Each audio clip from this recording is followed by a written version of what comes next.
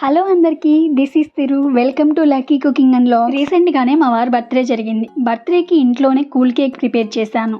జ్యూసీగా కూల్గా చాలా బాగా వచ్చింది కేక్ అయితే. ఫస్ట్ టైం చేశాను నేను కూడా ఇంట్లో కూల్ కేక్. నేను కూడా 2 మిస్టేక్స్ చేశాను. బేకింగ్లో అయితే కాదు. ఆ మిస్టేక్స్ ఏంటో తెలియాలంటే వీడియో మొత్తం చూసేయండి. ప్రాసెస్లోకి వస్తే బౌల్ తీసుకున్నాను, స్టైనర్ కూడా తీసుకున్నాను. స్టైనర్లో 1 కప్ మైదా తీసుకున్నాను, 2 spoons cocoa powder half spoon baking powder, చిటికెడు సోడా ఉప్పు తీసుకున్నాను. ఉండలేమీ లేకుండా మొత్తం చల్లించుకున్నాను. ఒకసారి ఇవన్నీ కలిసేలాగా తిప్పుకుని పక్కన పెట్టుకున్నాను. మిక్సీ జార్ తీసుకుని మైదా పిండి ఏ కప్పుతో అయితే తీసుకున్నానో అదే కప్పులో 1/2 కప్పు షుగర్ తీసుకుని పౌడర్లా చేసుకోవాలి. ఈ షుగర్ పౌడర్లో 2 ఎగ్స్ని బీట్ చేసి యాడ్ చేసుకున్నాను. మీరు 3 ఎగ్స్ అయినా తీసుకోవచ్చు. నేను 2 ఎగ్స్ తీసుకున్నాను. కాచి చల్లార్చిన పాలని 2 స్పూన్స్ తీసుకున్నాను. చిల్లుగా ఉండాలి పాలైతే.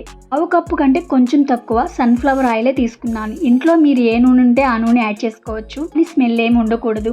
అవి కూడా క్రీమీ స్ట్రక్చర్ వచ్చే వరకు గ్రైండ్ చేసుకోవాలి. ఎగ్స్ యాడ్ చేశాను కాబట్టి వెనిలా ఎసెన్స్ని యాడ్ చేస్తున్నాను. కంపల్సరీ యాడ్ చేయాలి, ఎగ్ స్మెల్ రాకుండా ఉంటుంది. వెనిలా ఎసెన్స్ని యాడ్ చేసి మళ్ళీ ఒకసారి గ్రైండ్ చేసుకున్నాను. ఇలా గ్రైండ్ చేసుకున్న ఈ క్రీమ్ అంతటిని ముందుగా చల్లించుకున్న పౌడర్లోకి యాడ్ చేసుకుని బటన్ ఫోల్డ్ మెథడ్లో స్పాచులాతో ఇలా తిప్పుకోవాలి ఒకే డైరెక్షన్లో. 1/2 kg కేక్ టిన్ తీసుకుని టిన్కి ఆయిల్ మొత్తాన్ని అప్లై చేసుకుంటున్నాను. ఆ టిన్ అడుగు భాగంలో బటర్ పేపర్ని కట్ చేసుకుని పెట్టుకున్నాను. ప్రిపేర్ చేసుకున్న ఎగ్ బ్యాటర్ని ఇలా యాడ్ చేసుకుని ఒక్కసారి ట్యాప్ చేసుకుని నేను ముందే అందంగా ఉన్న ఒక గిన్నెలో సాల్ట్ వేసుకుని ప్రీ హీట్ చేసుకున్నాను. ఆ బౌల్లో కేక్ బ్యాటర్ పెట్టిన ఈ టిన్ పెట్టుకుని 60 మినిట్స్ బేక్ చేసుకోవాలి. కేక్ బేక్ అయ్యేలోపు విప్పింగ్ పౌడర్తో విప్పింగ్ క్రీమ్ ప్రిపేర్ చేసుకుందాం. చూసేయండి. 100 గ్రాములు విప్పింగ్ పౌడర్ తీసుకున్నాను.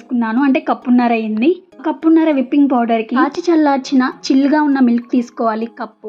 కొంచెం ఆ మిల్క్ని యాడ్ చేసుకుంటూ విస్కర్తో తిప్పుకోవాలి. ఈ స్ట్రక్చర్ వచ్చినప్పుడు మళ్ళీ కొంచెం పాలు యాడ్ చేసుకుని మళ్ళీ ఇలా తిప్పుకుంటూనే ఉండాలి. మిల్క్ వరకు అయిపోయే వరకు ఇలా తిప్పుకుని ఒక బౌల్లో వాటర్ తీసుకుని ఐస్ క్యూబ్స్ కొన్ని యాడ్ చేసుకుని విప్పింగ్ క్రీమ్ బౌల్ని ఐస్ క్యూబ్స్ లో పెట్టుకుని ఇలా తిప్పుకుంటూనే ఉండాలి. మధ్యలో పాలు యాడ్ చేసుకుంటూ తిప్పుకుంటూ ఉంటే క్రీమీ స్ట్రక్చర్ వచ్చేస్తుంది. పెట్టుకోవాల్సిన విషయం ఏంటంటే చల్లగానే ఉండాలి. ఇలా బోర్లా పెడితే జారకూడదు. ఇప్పుడే క్రీమ్ ప్రిపేర్ అయిపోయినట్లు. కొంచెం వేరొక బౌల్లోకి క్రీమ్ తీసుకుని దానిలో కోకో పౌడర్ యాడ్ చేసుకుని ఇలా మళ్ళీ ఒకసారి తిప్పుకోవాలి విస్కర్తో. మీకు ఏ కలర్ అయితే కావాలో ఆ కలర్ ని ఆ క్రీమ్ లో యాడ్ చేసుకుని బాగా తిప్పుకోవాలి. ప్రిపేర్ చేసుకున్న ఈ విప్పింగ్ క్రీమ్ ని 1 అవర్ పాటు డీప్ ఫ్రిడ్జ్ లోనే పెట్టుకోవాలి. కేక్ కదా ప్రిపేర్ చేస్తుంది. సిరప్ ప్రిపేర్ చేస్తున్నాను. షుగర్ ని 1:3 రేషియోలో తీసుకోవాలి. 1 కప్ షుగర్ 3 కప్స్ వాటర్ పోసుకుని మొత్తం కరిగించుకుని ఫ్రిడ్జ్ లో పెట్టుకోవాలి. ఈలోపు కేక్ కూడా బేక్ అయిపోతుంది. ఒక్కసారి చెక్ చేసుకుంటే బేక్ అవ్వలేదు. మళ్ళీ మినిట్స్ ఆగి చెక్ చేశాను. ఇలా నైఫ్ పెట్టుకుని మధ్యలోనే చెక్ చేసుకోవాలి. నైఫ్ కి ఏమీ అంటుకోకపోతే కేక్ బేక్ అయిపోయినట్లే. స్టవ్ ఆఫ్ చేసి కేక్ టిన్ బయటికి తీసేసి పూర్తిగా చల్లారిన తర్వాతే కేక్ ని ప్లేట్ లోకి తీసుకోవాలి. సరే కదా ఎంత చక్కగా బేసిక్ కేక్ వచ్చిందో. కేక్ టిన్ కి అసలు ఏం అంటుకోలేదు. కేక్ పైన బటర్ పేపర్ తీసేసి చూపిస్తున్నాను ఇక్కడ కేక్ ఎంత చక్కగా వచ్చిందో అని. స్పాంజీగా ఉంది. ఇలా చేసిన ఈ కేక్ ని పార్ట్స్ గా కట్ చేసుకోవాలి. ఇక్కడ నేను మిస్టేక్ చేశాను. థ్రెడ్ తో కట్ చేసుకుంటే సమానంగా వచ్చేది. నేను నైఫ్ తో కట్ చేశాను. మిస్టేక్ మీరు చేయకండి. దారం తీసుకుని చక్కగా 3 పార్ట్స్ లాగా కట్ చేసుకోండి. ఇది ఒక మిస్టేక్.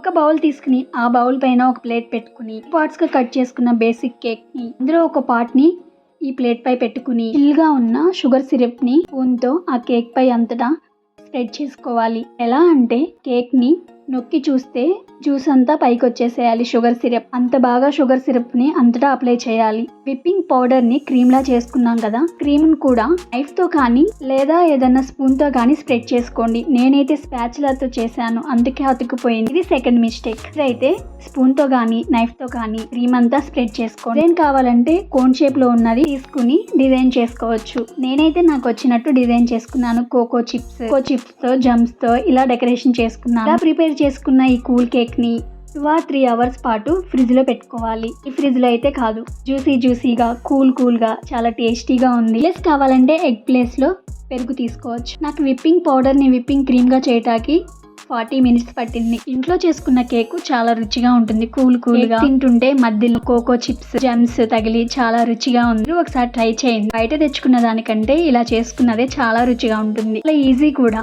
ఈ కేక్ ప్రిపేర్ చేయడం. చూసారు కదా, ఈ సింపుల్ ప్రాసెస్ మీరు ట్రై చేయండి. నచ్చితే లైక్ చేయండి, సబ్స్క్రైబ్ చేయండి. Thank you for watching. Thank you.